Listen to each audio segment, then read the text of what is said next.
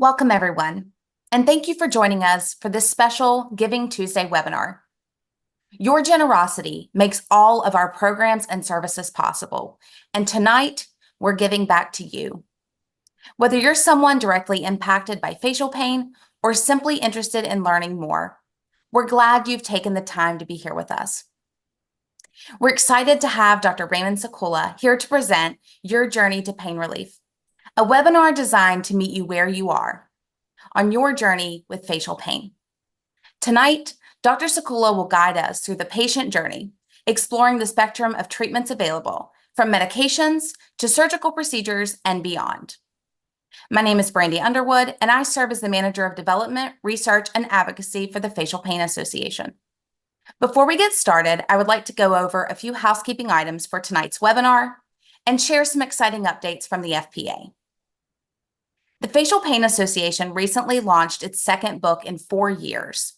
We're very proud of this book and its amazing content that's focused on living well with facial pain. We're incredibly grateful to FPA Board Director Ann Simnacki and to Medical Advisory Board member Dr. Jeffrey Brown, along with guest editor Dr. Beth Darnell, who is also a member of the MAB, for their work to edit this book and make it a reality. Now, for a few housekeeping items. If you have any questions for Dr. Sakula, please use the Q&A feature at the bottom of your Zoom screen. We will have a dedicated Q&A session at the end, but please feel free to submit questions throughout this evening's presentation. We also encourage you to connect with other attendees using the chat feature. Today's webinar will be recorded and available on our website in approximately 1 week. Now, it is my honor to introduce Dr. Raymond Sakula, Director of Minimally Invasive Brain Surgery at Columbia and Professor of Neurological Surgery at the Columbia University Department of Neurological Surgery. He has published more than 100 scientific articles and is a co-editor of the textbook Microvascular Decompression Surgery, a comprehensive look at MVD surgery, widely accepted as an effective remedy for cranial nerve hyperexcitability disorders, including hemifacial spasm, trigeminal neuralgia, and glossopharyngeal neuralgia. Dr. Sakula is the chair of the Medical Advisory Board of the Facial Pain Association. Again, we are thrilled to have you here and hope this session is helpful for you. Without further ado, let's get started. Dr. Sakula, please take it away. Thank you, Brandy. I'm delighted to be here with you and Melissa and everyone else. Let me go ahead and share my screen. And just one moment.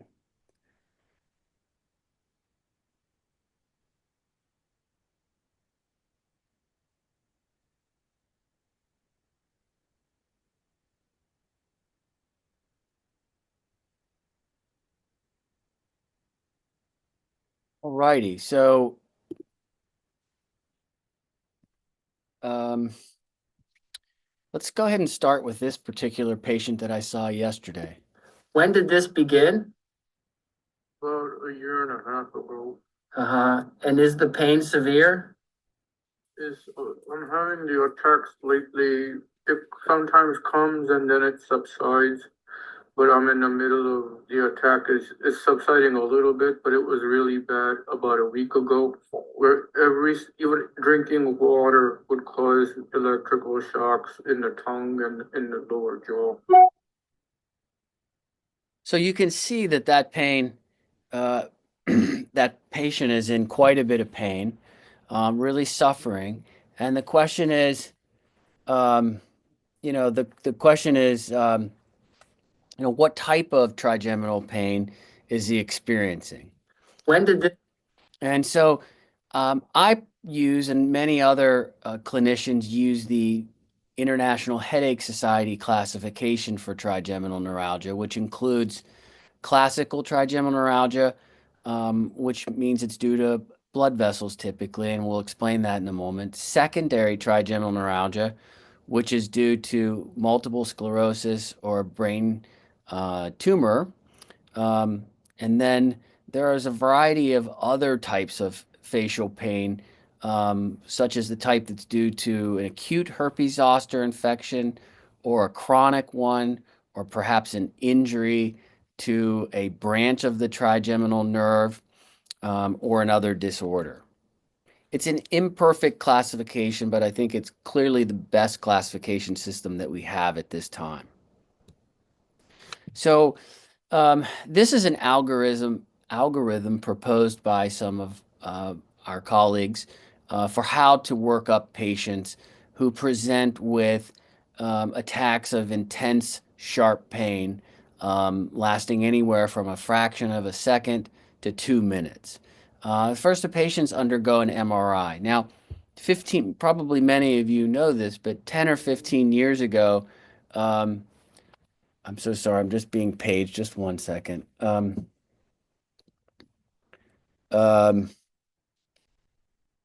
Many of you know that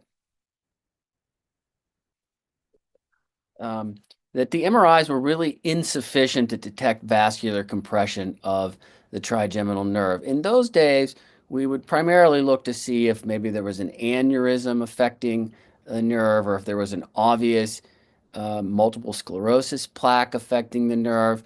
And that's about what we could tell. We really, but a number of us began really in earnest working on this problem in the, say, around 2010, 2011. There were actually, though, people doing some very good work even back into the 1990s, but it really started to take off around 2010 through 2012, and the imaging really improved.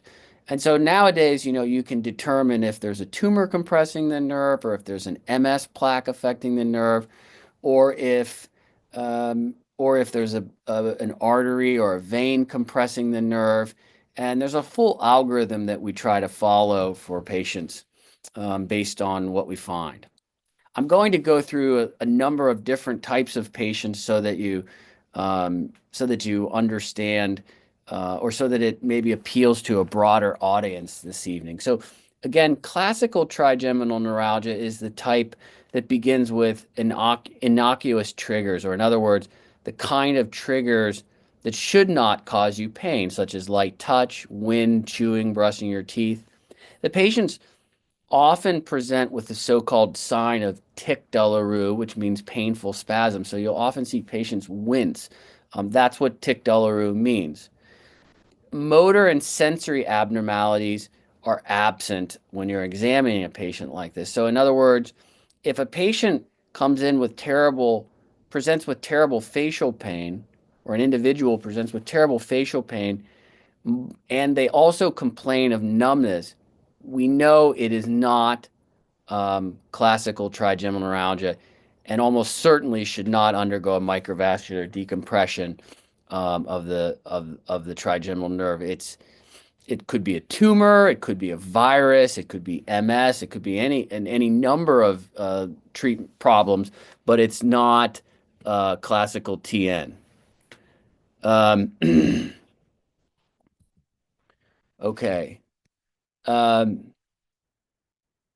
So this is I just trying to show kind of very typical patients for different types of facial pain or trigeminal neuralgia. So good morning. It is July 15th, 2024. Maybe you can convey your history to me about your facial pain again. Okay, it started about 5 years ago, and I was in the shower, and all of a sudden I got these electric jolts that were just zinging me, and I was very taken aback. And then, I went, and there was a period of time when I couldn't brush my hair, I couldn't touch my face, because of these electric jolts, even hairdryer. So I then went and was placed on gabapentin, which did take care of that. It did take care of that. But then after a period of time, that broke through, and it became so bad that I couldn't speak. It felt like the mucosa inside touching my teeth was triggering these sharp jolt-like pains.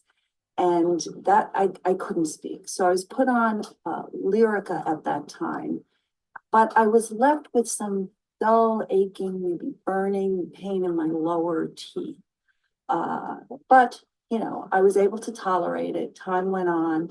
but it just broke through again, and I was placed on carbamazepine just to get rid of this combination of jolt-like pains and the burning sensation in my lower teeth mucosa.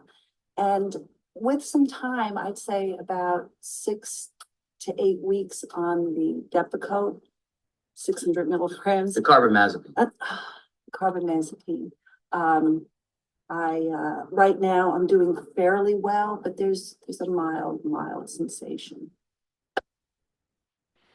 Okay, and I'm completely free for the next 50 minutes. And Melissa and I, before we joined, were trading stories about the joys of raising a 15 and 16-year-old boys, respectively. So I had some text there. I'm sorry. I don't think he knew I was giving a talk, but I'm free now.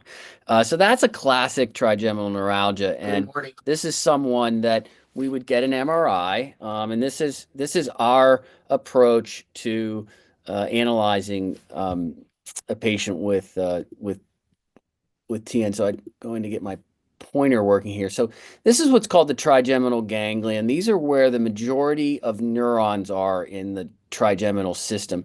And then the three branches all come together into the ganglion. They cross through what's called the porus trigeminus, which is kind of a tunnel between the middle part of the skull base and the back part of the skull base. And there's there's a more distal part of this this central nerve and a more proximal part, which we've outlined in orange. And there is some importance here where the proximal portion is it receives its myelin from what are called oligodendrocytes, and those lay down a different type of myelin, and it's thinner and more susceptible to vascular compression. So back in about 2012, we asked our neuroradiologist to start dividing the nerve from the porus trigeminus back to the brainstem in half, because we know this is the centrally myelin, and that's where we wanted them to start looking for vascular compression. And we published a lot of articles about it. So we took that and then just applied it to real MRIs. And so this is a patient. You can see here's the trigeminal nerve. This is the area where it crosses through the porus trigeminus. And if you have different sequences, or sorry, different cuts through, like for example, this is the first division. And if I had other cuts, I could show you the second and third division and so on and so forth. But these two dots here, you just have to trust me. Those are the artery, which is really distorting the nerves, kind of bowing the nerve like that. So that's arterial deformation. And then you can see the nerve kind of scalloped, has a scalloped appearance rather than a nice round appearance, and it's pushed down. So that's arterial deformation. And if a patient has classical symptoms like I just mentioned, arterial deformation, and particularly a good response to the drugs carbamazepine or its cousin Oxcarb, then they're usually very good candidates for microvascular decompression. So, okay, this is me performing the surgery. And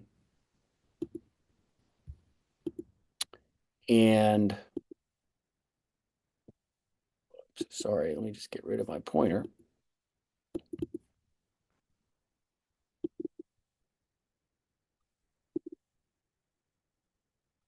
One second for me.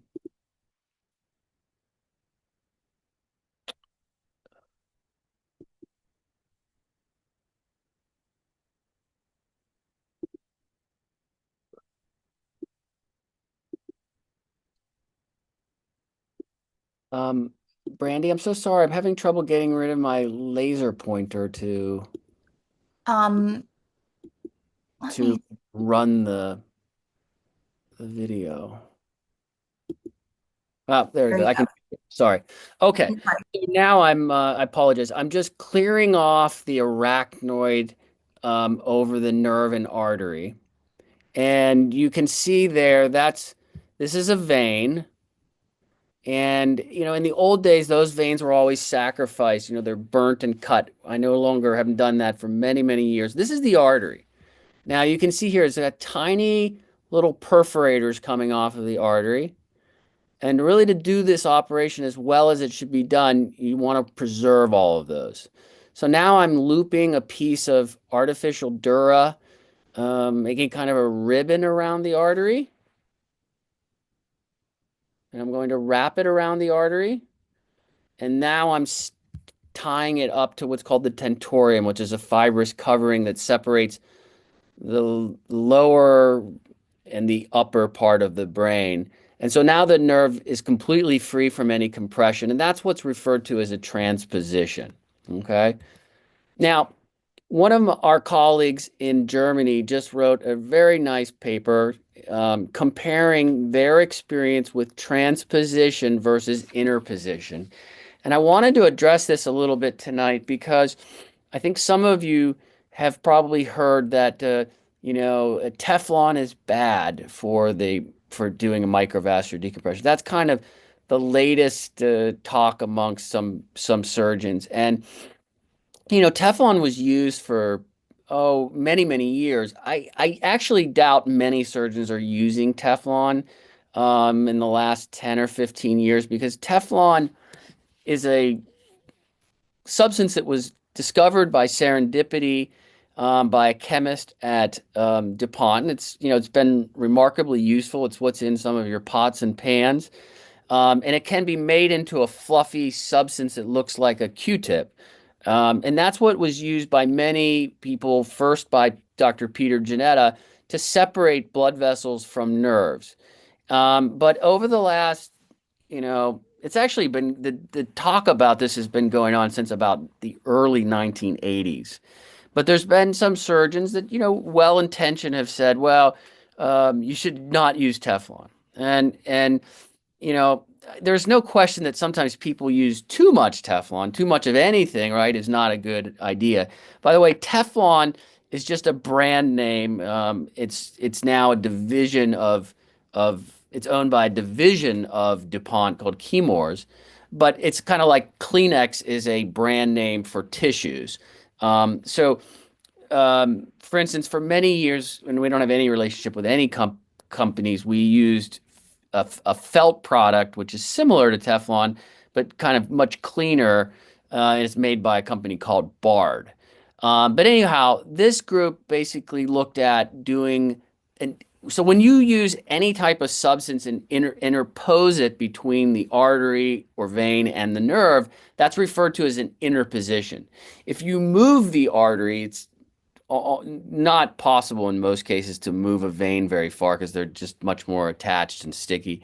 But if you move an artery and let's say you glue it or you put a loop of fabric around like I just did and tie it away, for lack of a better, that's referred to as transposition. So these authors looked at 224 patients undergoing microvascular decompression between 2008 and 2022, and 100 patients in, let's say, the first half of their series underwent interposition using a felt graft, which some people would refer to as Teflon, just like Kleenex, okay? And then they decided, well, maybe there is something to this transposition talk. And so then they did the next 102 patients with transposition, okay? Now, I have to tell you, these are very good surgeons who did this in Germany, but their interposition, they actually wrapped the entire nerve with Teflon, okay? So they used a lot of product in there, as opposed to what some surgeons use with just a small amount to separate, okay? And then they reviewed all the patients, and if you look at the characteristics on the right-hand side, the patients matched up pretty well.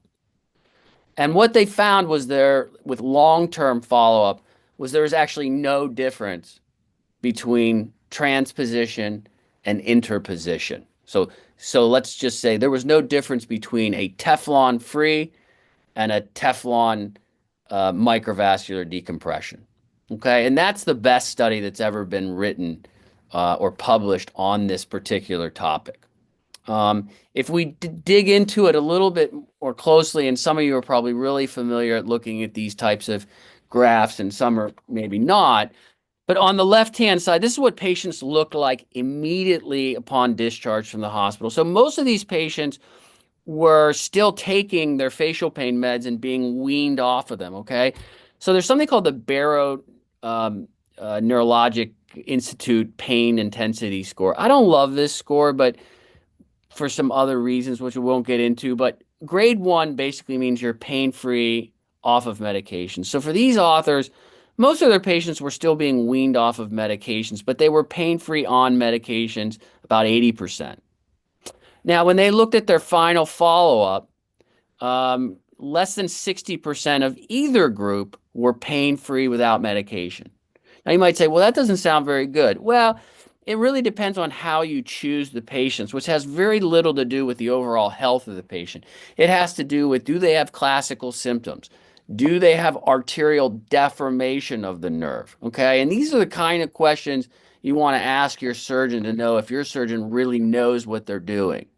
Does the individual respond to those two drugs that I mentioned? Okay. And what you'll see here is that the transposition group is just a little bit higher than the interposition group. But before you get carried away with that, understand that this is a much shorter follow-up in the transposition group. And there's a fall off of patients undergoing microvascular decompression over time. In other words, some patients will have a pain recurrence.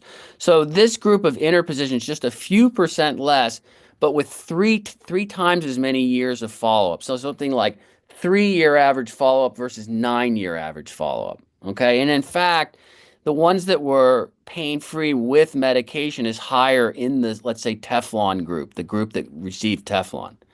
So there really is no conclusive evidence whatsoever that the use of Teflon or any interpositional felt substance results in lesser results. Okay, that's kind of just a sales gimmick by some surgeon. It's unfortunate because I really think, you really need to think about these problems with a real scientific rigor. Otherwise, you're just kind of shopping misinformation to patients. And so we wrote a letter to the editor about this, and we complimented the authors on providing this type of information, which we already kind of knew existed. We'd been on and off doing transposition for, I don't know, at least the early 2000s. Although the first publication of it was in 1983. But while we do mostly do transpositions now, the reason we do transpositions is some fraction of patients are going to fail microvascular decompression. And now with high resolution imaging, it's very challenging to see a new blood vessel compressing the nerve or something like that in the face of felt. Okay. And I have PTFE because that's the actual substance that these felts are made of. And also, and this is important, if you do have to go back, any substance, whether you're putting muscle, Teflon, any type of felt, the re-exploration of the trigeminal nerve is a little more potentially risky of has a higher risk of us causing injury because it does stick to the nerve more. And so you have to take it off. And so there's a little higher. So those are really the two main attributes of doing a transposition. But if your surgeon is saying they're using felt and doing an interposition, there's absolutely nothing wrong with that. And I hear that all the time. Patients come in the office, well, do you do a Teflon-free microvascular? And that's just a shame. It's just a shame that some surgeons have tried to simplify this and maybe distinguish themselves with that kind of rhetoric, really, without any scientific basis for that. And again, this is the best publication to date on this very topic, and really, I think it clearly shows that there's no real difference in pain outcomes. And I should tell you, we just completed a review of the worldwide literature on the same topic for a related condition in hemifacial spasm. And you can see the red box at the bottom. And there, again, is no evidence in that area either to support the idea that transposition is better than interposition, but for the same reasons we mostly are using transposition, because if you do have to go back in that small, it's an even smaller group of patients with hemifacial spasm, but if you do have to go back, you have to deal with some scarring there. So when we can avoid it, we try to, but nowadays maybe 1 in 10 cases I'm doing an interposition because the blood vessels have very short perforators. And if you try to pull that too far away, you can injure those. And I've actually seen surgeons cauterizing those short vessels so that they can move. And we don't really know what the long-term consequence of cauterizing those vessels that are feeding your brainstem. So I don't know about you, but I would never want someone cauterizing arteries that go into my brainstem and what might happen 10 or 15 years from now cognitively from that. All right, this is a different type of patient. This is somebody with what we refer to as idiopathic painful trigeminal neuralgia. She is suffering, every bit as much as the person with classical trigeminal neuralgia. Let me just run this. Oh boy.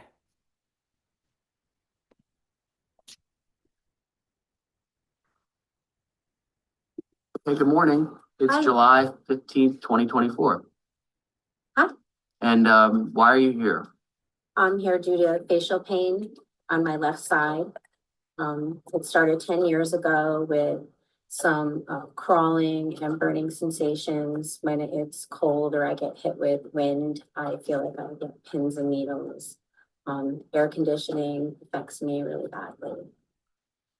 Are your attacks intermittent or constant? Pretty much constant. Mhm.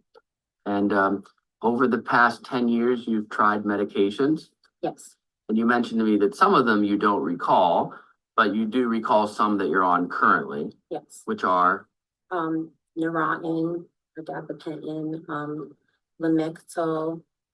I take Topamax. yeah, okay. That's great. And when I examined you earlier, we established that you do have good reflexes in your left cornea, both in the first and second division of the trigeminal nerve. But when I touched you with a light piece of cotton in the second and third division of the face, the lower half, what did you say you felt? I felt a little burning. Okay. And I don't remember if you mentioned it to me, but didn't you mention to me some feeling of crawling of something on your face?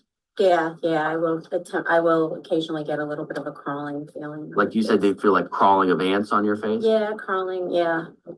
Okay, Sometimes my hair will bother me. okay. Okay, now when I put this talk together, except for the very first patient, these are all patients from just 1 week in practice, just almost maybe one clinic. And what you can see here is here's the trigeminal nerve, here's the blood vessel up here. It's clearly not compressing the nerve. But even if it was compressing the nerve, it's not the cause of her pain. Now she's suffering. Nice, very nice woman, suffering. This is someone, though, the patients will sometimes say, well, I heard there's a blood vessel compressing your nerve. Okay, that's true, but it's not the cause of your pain. The kind of pain that's caused by blood vessels doesn't present like this.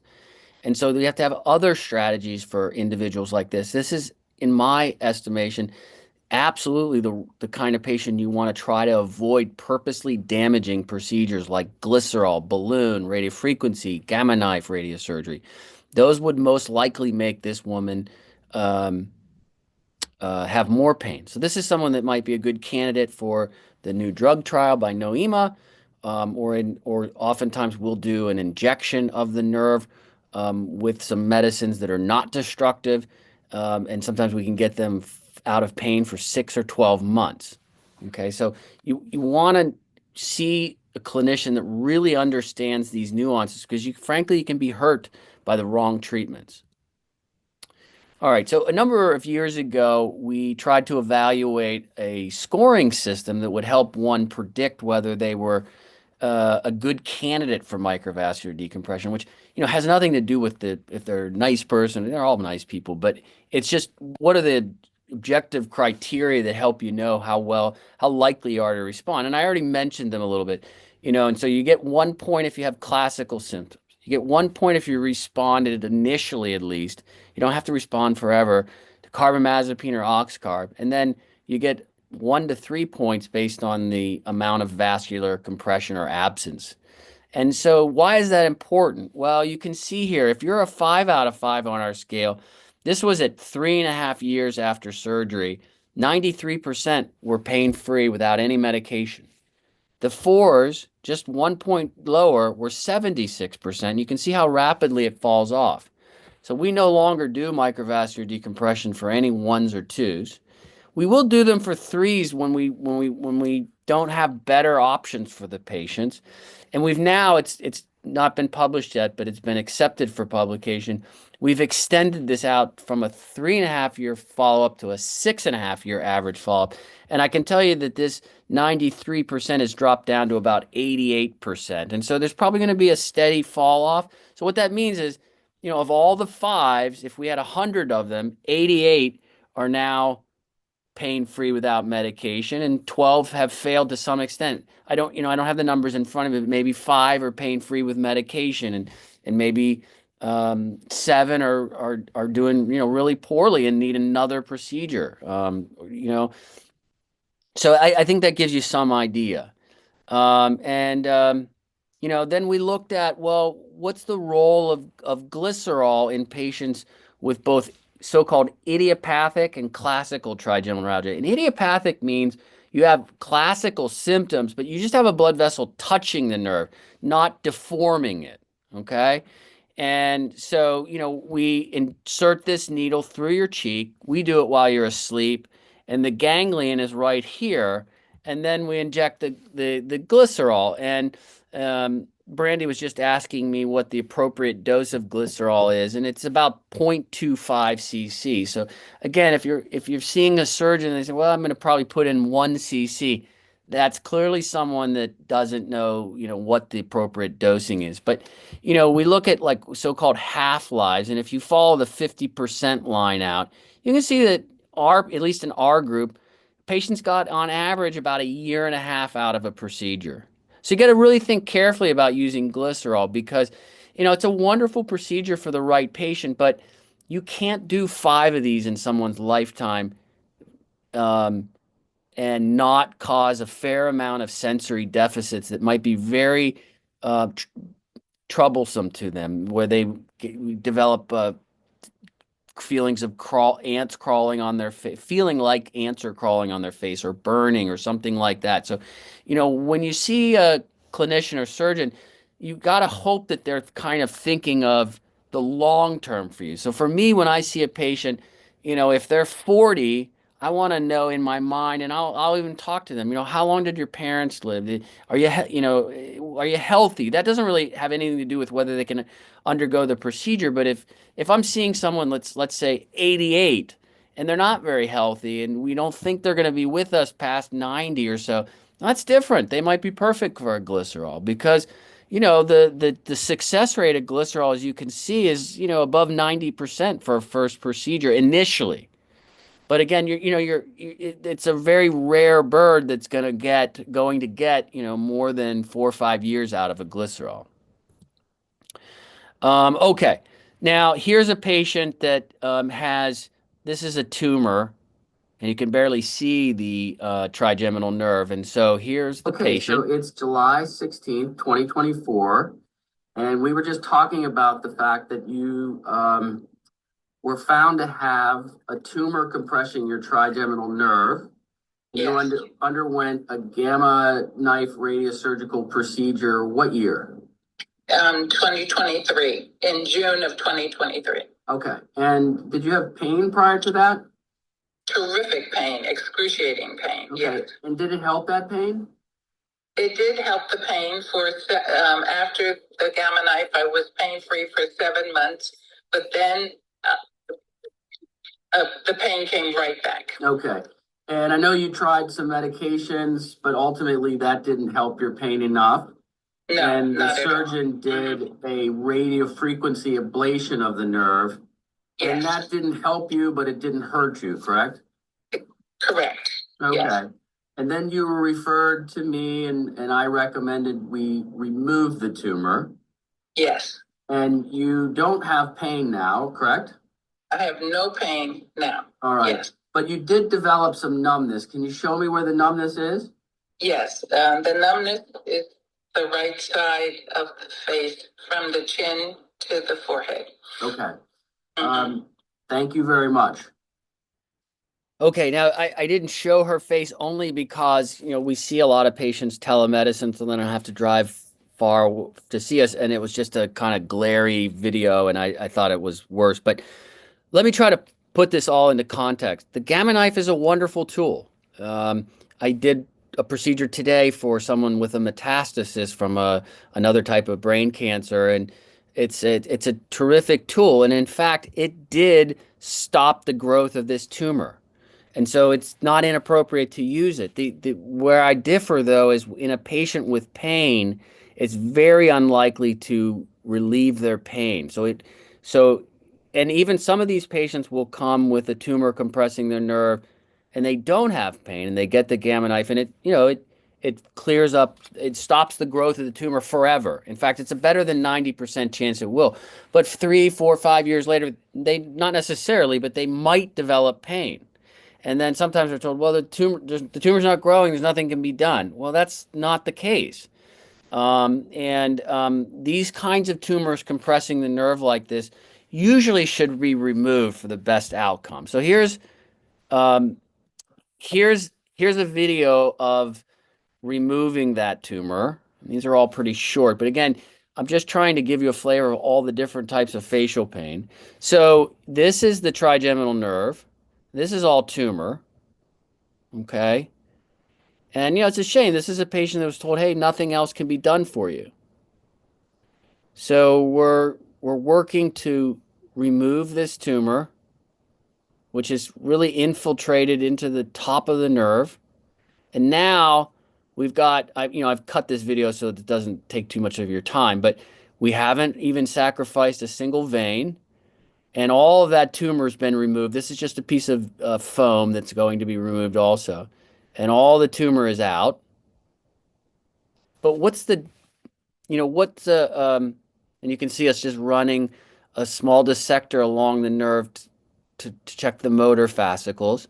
And so now you can see that the entire nerve is free of tumor. Pain is gone. What do I think I would do differently here? Well, she did develop a lot of numbness, which she's okay with in the sense that she had terrible, terrible pain. But had she just had the tumor removed and not had the Gamma Knife, when you treat a trigeminal nerve with gamma radiation, it makes it very susceptible to any manipulation. So whereas removing that tumor without gamma radiation would most likely not have resulted in numbness, having the gamma radiation prior is a setup for long-term numbness. All right. And then, we wrote about our experience of removing tumors. We left off what are called acoustic neuromas just because that's such a big number, and there's some reasons why they're not quite comparable. But and we learned a lot from this study. So, we looked at let's see here. I think it's some 20 some patients. And, we looked at our complications. And so we had 2 patients who ended up with permanent diplopia. That means images are sort of broken apart. And that's because the trochlea, or fourth nerve, is right above the trigeminal nerve.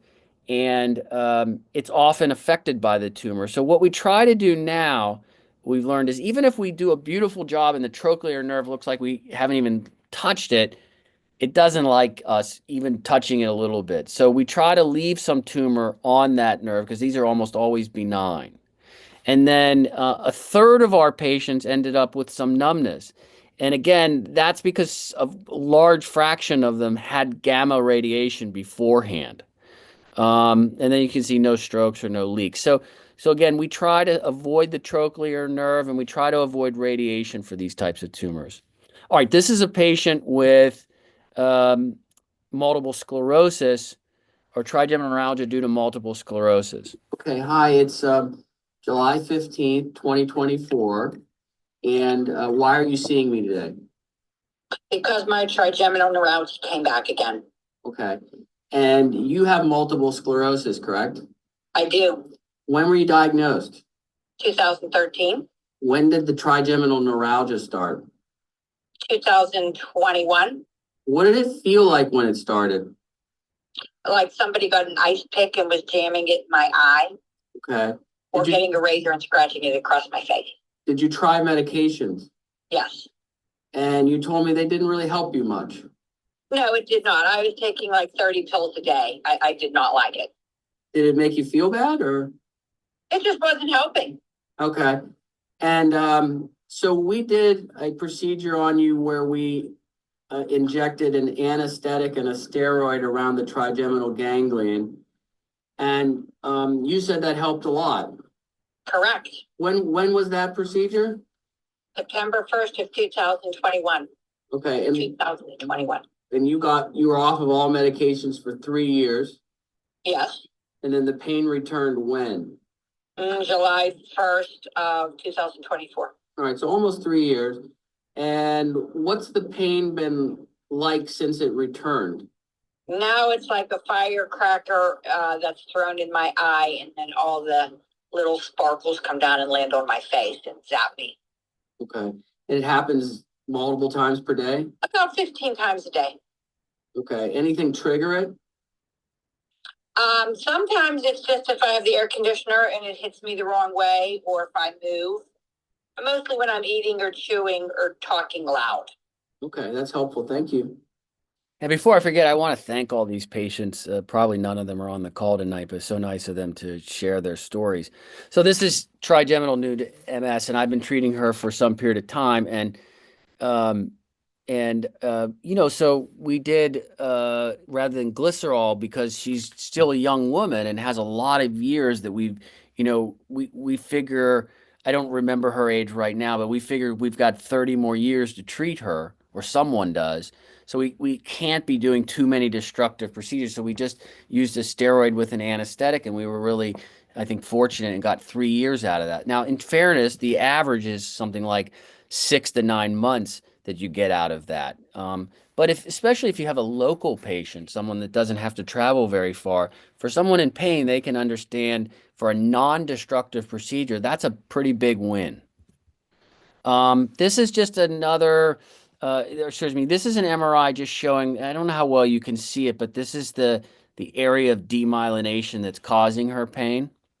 Again, not a candidate for microvascular decompression. Every year I see a publication from some group internationally saying, we did 50 patients with microvascular decompression for trigeminal neuralgia, and it doesn't work. Well, we've known that for 4 decades. If you have a MS, you should not have a microvascular decompression, even if you have a blood vessel compressing the nerve. It will not work.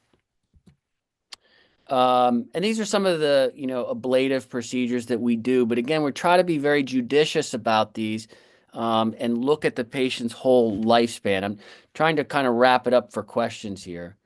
Here's another example. This is a fella with terribly debilitating pain from herpes zoster. You can Let's comment on that. You can actually, if you were to see this, you can see he's actually lost a little bit of mass of his nose, which is almost like a diabetic neuropathy. It's called trigeminal trophic syndrome. So it's a terrible, terrible problem. This is a wonderful woman that I've treated for many years who underwent a oral procedure, and unfortunately, the bone graft that they had to put in to stabilize the area after the surgery just grew around what's called the mental branch of the trigeminal nerve and left her with this this pain. Let me play it for you. Pain is burning, stinging, jabbing. And so again, I'm trying to be quick with these, but she's someone that we and others have tried lots of different treatments for, and really suffered. But what I can tell you from a lot of experiences is this is not someone that you want to do any destructive procedures on. You will make the pain worse. And that's where some of these procedures come in, where you can place, electrode stimulators to try to send phony signals through the nerves that then go back to the sensory cortex, and kind of trick the brain and get the people out of pain. And I'm not suggesting it's a panacea or a lifeline for everyone, but there are certainly some individuals that it can be very helpful for. And then this is just a real rare bird. This is an area of demyelination in a patient that does not have multiple sclerosis. And I think my colleague in Toronto may have been the first to define this, but I have a patient like this. This is him. And, it's just a terrible problem. We've had him enrolled in drug studies, tried different injections, and we've just not been able to get him completely out of pain. And so we continue to try other treatments. And he's currently going through a workup for a one particular treatment. I'm going to stop there, other than, again, to thank my teachers, all the patients who agreed to have their videos here tonight, and just a large team of scientists and clinicians and students that I've worked with. This is just a small number of them over the years.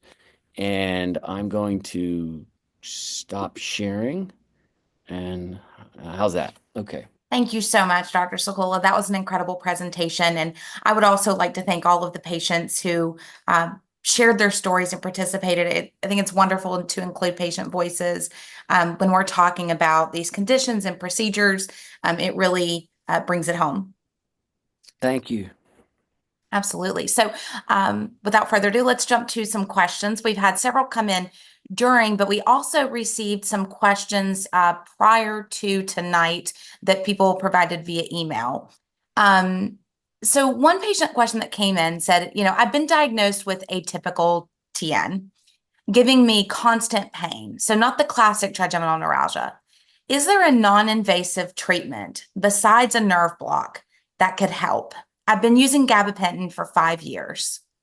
Okay, I'm going to try to be really quick here, but there's nothing wrong with using the term atypical trigeminal neuralgia. I don't happen to love it because, first of all, there's more so-called atypical patients than there are classical. And the term atypical, I think, makes individuals feel kind of weird, like there's something wrong with me, when in fact, there's a lot of those individuals. The question I have is, sometimes we don't know why someone has pain, but I would want to know, did you have a dental injury? It doesn't mean someone did something wrong, but did you have a root canal where you had more pain than you did before the thing?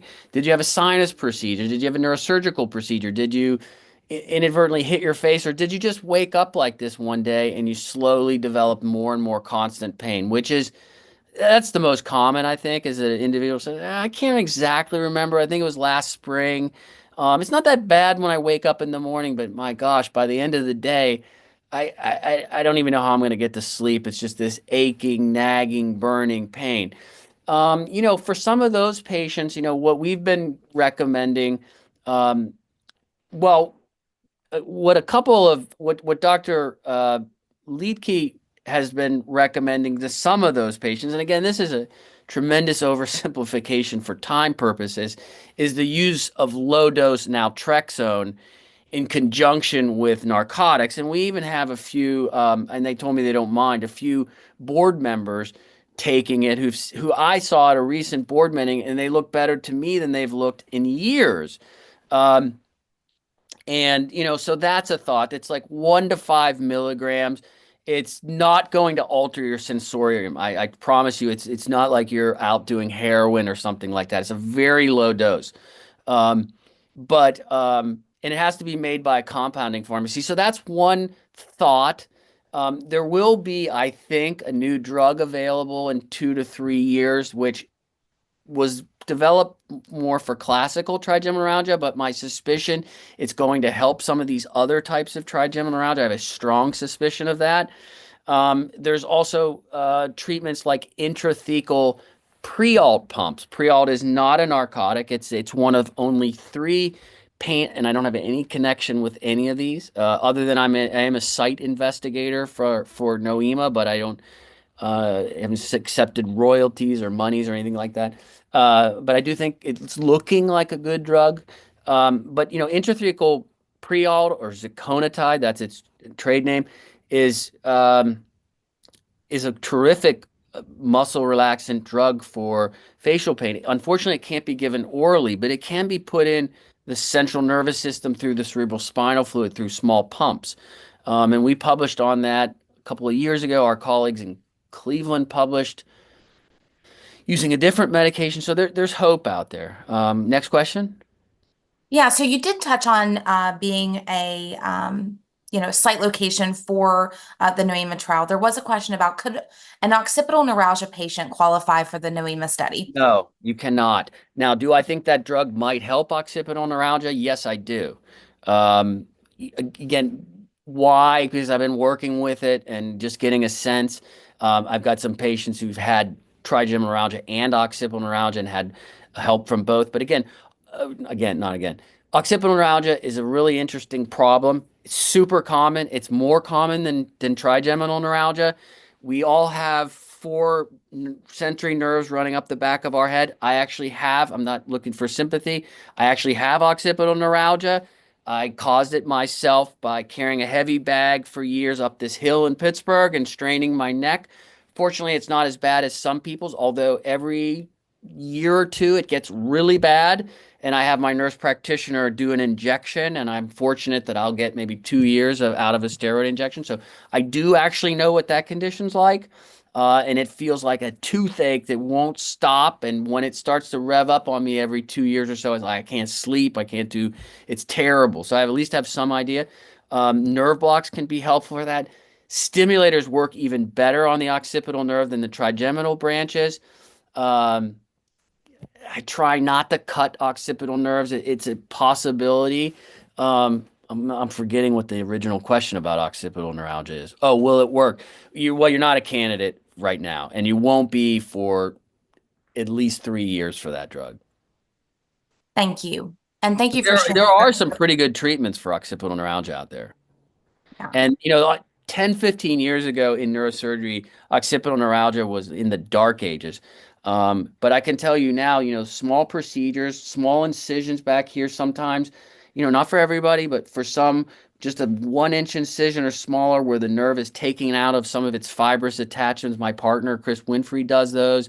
Bauman Guyeron in Cleveland does those. There's other people, can be very effective. Simple procedure, outpatient. Wow. Thank you for sharing that and for also sharing your personal experience with having occipital neuralgia. I think it's always helpful for patients to hear that a doctor, to a degree, understands what they're experiencing. So thank you. Yeah. We have a question about someone who's sharing that they have, not classical trigeminal neuralgia, and that it's a constant dull ache on the bridge of their nose, pressure behind their eyes, and once in a while they get a stabbing pain. The MRI and CT are clean. They were given amitriptyline, gabapentin, and they've not seen much of a difference. What would you suggest as their next option? Okay, so I don't know everything. I mentioned that occipital neuralgia, just to give you, I have some idea of at least that condition. Never had trigeminal neuralgia, taken care of a lot of people, but don't pretend to understand it as a patient. But those symptoms, as you just mentioned, that's a good example. Clean MRI, no blood vessel. Even if there was a blood vessel, that cannot be causing those types of symptoms. So then you go back to, in a few years, I think there will be one or more drugs available. Low-dose naltrexone, in addition to the drugs they're taking, might be a real helpful treatment. Depending on where the symptoms are, at least my partner who does stimulation doesn't have much luck in the lower half of the face with stimulators, but the upper half he has a lot of luck with, and he's not the only one. So this is not stumping for Chris Winfrey. There's people all over the country that can do these things, but in the upper half of the face, sometimes those stimulators can be really helpful. I don't have any magic with other drugs except for maybe naltrexone.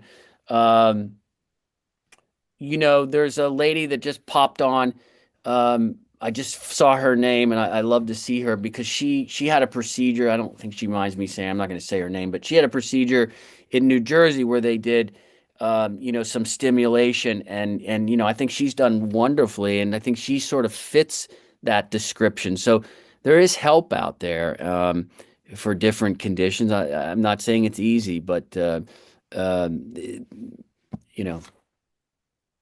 Thank you. This isn't a question, but just a comment. Someone who you've helped in the past wanted to express their gratitude for you and that they felt they found the right doctor. So just Well, wanted to share that with you. that's very kind. And if we Absolutely. haven't spoken to that patient, please ask her to call the office just so we can keep our records up to date. Absolutely. Absolutely. Someone here shared that they had a nerve injury in 2022 during a dental implant on the lower left Yeah. jaw. They removed the implants after a month, and 2 months later had a nerve graft, but it didn't help for the pain. Yeah. They said mental foramen and IN. I apologize, I'm having an allergy. It's whatever this skin issue is as well. So Oh, it's either a 15-year-old boy or a skin allergy. I We're know. dealing What with are we going to do real with it? life here. Eczema here at this time of night. But talking, eating, brushing teeth, every movement is making the pain worse. They don't know what to do. Can Okay, you so help that provide any woman that I advice? showed, kind of blonde hair, sitting on a black sofa, that's kind of her story. And so she went to one of the best people in the country for nerve grafting. Although this person, it's a shame because if you get to it as quickly as they said, it can be really helpful. Um, well, I'm always just straightforward. I mean, if the nerve graft didn't work, I don't think another nerve graft is going to work. There's no harm in trying something like a naltrexone, I don't think. So that's out there as a possibility. Um, Stimulation along the lower face is possible, could be tried, might really help. Um, Again, we haven't had as much success in the lower face, and this is clearly a lower face one that the individual mentioned. I do think an intrathecal, that just means in into the dural sac where all the nerves are with cerebral spinal fluid, an intrathecal um, pump with Prialt or Zaconitide might be very useful. Won't make you doped up and not yourself at all. So that's something to consider. Um, I'm just trying to think if I'm missing. Almost certainly that individual could get a nerve block and it would help temporarily for a few hours, and it just means that that's where the injury is, but it probably repeated nerve blocks wouldn't be very helpful. Um, I think those are some ideas, at least for that individual. Thank you. Thank you. I want to circle back to the low dose naltrexone that you mentioned. Someone's asking, is there a recommended dose for that for treating trigeminal Yeah, neuropathy? yeah. The dose, and I don't. I'm not the expert in this, but Wolfgang Liedtke, who's one of our medical advisory board members, has recommended a dose of 1 to 5 milligrams. So that has to be done in a compounding pharmacy. As far as I know, it's not terribly expensive. I think it can even be, um, covered by insurance. But it's 1 to 5 milligrams, I believe, because this drug was, I don't know if it was actually developed for it, but it was used 20, 30 years ago. It was thought to be this panacea for alcohol addiction. And the dose for that is 50 milligrams, I believe, 50 or even higher. So this is, you're talking at max 1/10th of that dose. Thank you. And even for that, if you're on, from what I understand, on 50 milligrams, it doesn't cause you to be, narcotized. So, Yes, and I think we have the information about those recommendations from Dr. Liga on our website, and I okay. believe it's also in the book. So that He'll be happy to. He's a really hardworking, good guy. He'll be happy to answer that, tomorrow if we need to get clarity on that, if it's not on the website. Absolutely. We have so many questions. I'm going to try to get to a couple more here, Yeah. if you have a moment. Yeah. Someone asked about, an SPG block, and I think you've mentioned before that you actually sat for that just Yeah, I to did. understand? So I did because when I was at the University of Pittsburgh, there was a nurse anesthetist who was learning how to do it, and it's very safe. And she needed a certain number of volunteers to be credentialed. So I said, okay, I'll do it. And basically, laid down on a stretcher with a couple of our colleagues, and she came with a Q-tip swabbed and soaked in an anesthetic, and she carefully put it way up back in my nose. It really wasn't painful. Um, and then I just remember feeling sort of like I had an ice cream headache for, I don't remember now. It's probably been 7, 8 years since she did that. Um, I just that was fine. I didn't have any problems from it, and she did it elegantly. But I haven't seen those really provide sustained relief. For example, I'm a big believer in acupuncture for a lot of pain problems in the body, but as much as I wish it was, I haven't found acupuncture to be particularly helpful for most types of trigeminal neuralgia or facial pain. Now, if I'm wrong, please, I'd love to be wrong. Um, Another one that, we don't hear as much about is upper cervical chiropractics. A number of patients with, let's say, prefer to call it non-classical trigeminal neuralgia, really swear by seeing an upper cervical chiropractor. That's a very small group of chiropractors who they don't do rapid rotatory motions of the neck. And I can't say I totally understand it, but I used to have one come to my clinic twice a year just so we stayed in contact and he saw the kind of patients. And some of the patients that I sent to him, swore by him. And Wow. I know the Tampa support group used to really be interested in upper cervical chiropractics, and a lot of their patients or individuals in that support group did use that treatment. Thank you for sharing that. I'll do this question. Someone's asking if you treat occipital neuralgia, and if so, how? Well, I don't treat so much. I'm happy to see someone. I don't treat so much anymore because I give the patients who, well, let me just start with this. If I'm seeing a patient, I think they have trigeminal neuralgia. I'm inspecting the back of their head, and there are certain landmarks I'm looking for to see where their pain is. And I'm just palpating these areas. And if they do have pain over the nerve, that's called a positive percussion sign or a Tinel sign. And so now I'm thinking, okay, then I want to find out from them, not that they're doing something wrong, but as I said, they might be doing something or in their personal life or professional life that's causing it. So example, I know that I overloaded this bag for 2 or 3 years and carried it up what was called cardiac hill, and it would cause me to have to crane my neck. And so I caused it. So I stopped. I literally threw that bag away and bought a bag 1/4 the size so I couldn't overload it at night.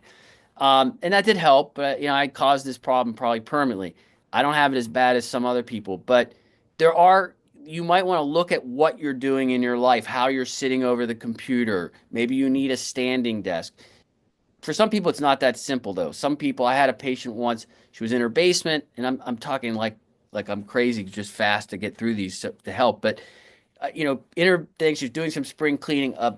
A pot fell down and struck her right in the back of the head. Okay, that's a blunt blow to the occipital nerve. It was injured. For someone like that, that's probably someone that I would block once or twice, see if you get sustained relief. I certainly at least want it to be diagnostic and tell me, yes, I can shut the pain down for the length of the anesthetic, 4 hours. Then from there, that's probably someone that I would recommend a stimulator because these stimulators for occipital neuralgia, they really can work. If that doesn't work, you could consider cutting the nerve, but cutting the nerve or doing a decompression, but cutting the nerve probably at best is a 2 out of 3 chance it'll relieve the pain.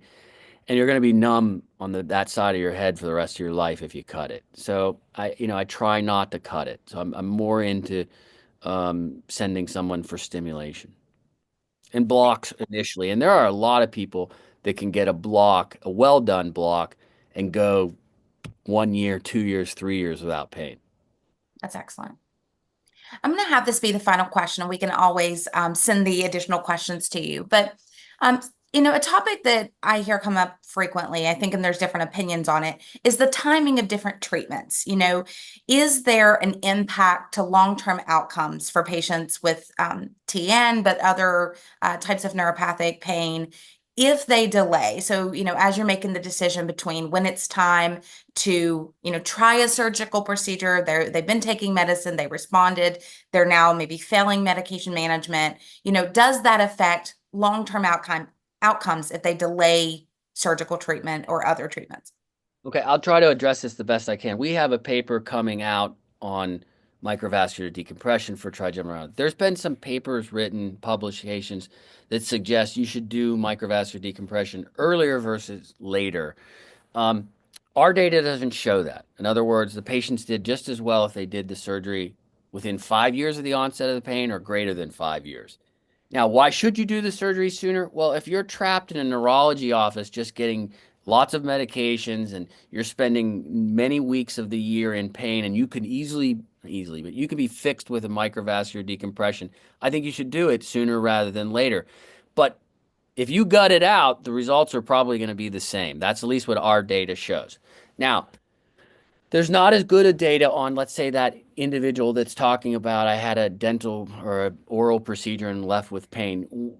In general, in pain, it's considered to be better to address it one way or another as sooner you can. The more the brain, but this is the idea is the more the the brain becomes used to sending these pain signals, even if there's no reason for it, then it's harder to break that cycle. And so if we put microvascular decompression aside, in general, you do want to try to get the patient out of pain as soon as you can, whether that be with medications or some other intervention. Thank you so much. And thank you for sharing about the research and giving your insights tonight and answering so many questions. We can't thank you enough, not only for your You're service. welcome. I'm sorry Oh, I probably went too long on my talk, but I'm happy to, that's okay. answer, more questions tomorrow in between, operations and things. Thank you so much. And thank you for all that you do for the Facial Pain Association, for people living with facial pain. And if you found this webinar helpful tonight, please consider making a gift to help support our programs and services. Thank you so much, everyone, for joining us this evening. Thanks for having me. And I just looked at and saw a couple of my old patients. Thanks so much for your comments. Really means a lot. I'm really happy to be small part of your life. So thank you. Thanks so much, Dr. Scola. And Good everyone, night. have a great night.